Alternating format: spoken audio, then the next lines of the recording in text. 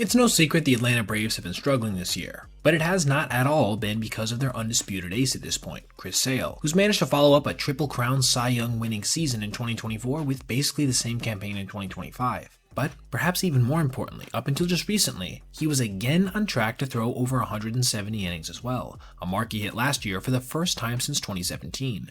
But unfortunately for him and Braves fans everywhere, he's going to be on the shelf for a little bit after he sustained an injury during his last start.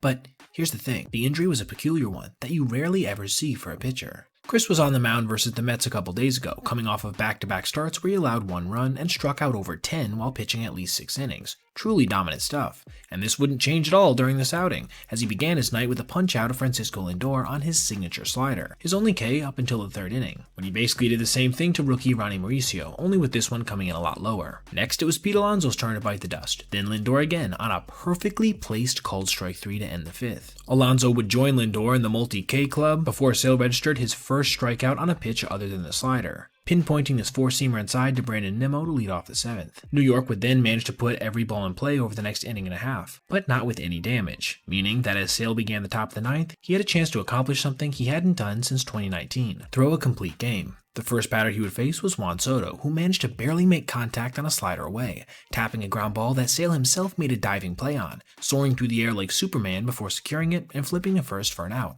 But I want you to pay special attention to his face here on the replay.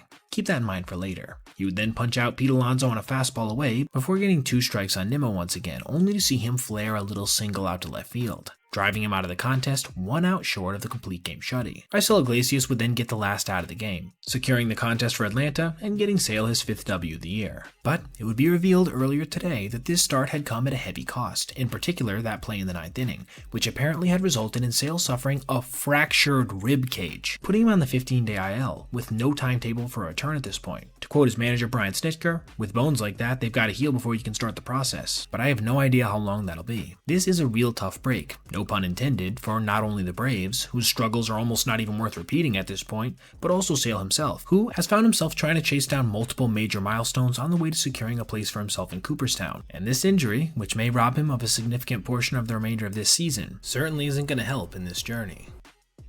Now, thank you so much for watching, and please remember that if you ever see anything you'd like to see detailed in a Made the Cut video, whether that be a specific play, player, or narrative surrounding a team or something, feel free to reach out to my email, basebpoet@gmail.com. And if I do end up using your idea, I'll of course give you a shout out.